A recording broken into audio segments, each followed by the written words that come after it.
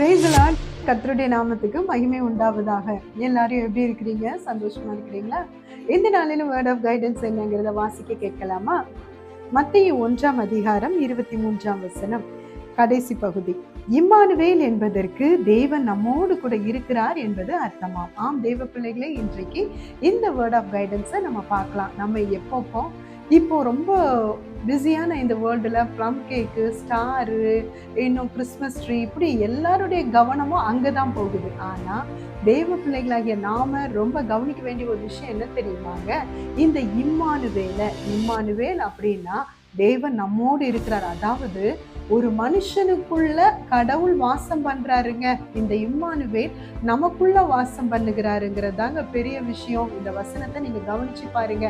நமக்குள்ள வாசம் பண்றவருக்கு தெரியும் நம்ம படுற கஷ்டம், வேதனை, பிரயாசம், பாடுகள், போராட்டம், நிந்தைகள், அவமானத்தை எல்லாவற்றையும் அவர் கவனிச்சுக்கிட்டே இருக்காரு. இதை நீங்க கவனிச்சிருக்கீங்களா? தேவ பிள்ளைகளே, இந்த கிறிஸ்துமஸ் பண்டிகை உங்க கவனம் முழுக்க ஸ்டார்லையும் கிறிஸ்துமஸ் ட்ரீலையும் போகாம இயேசு கிறிஸ்துவின் இடத்துல திருப்புங்க. கர்த்தர் தாமே உங்களை ஆசீர்வதிப்பார். God bless you.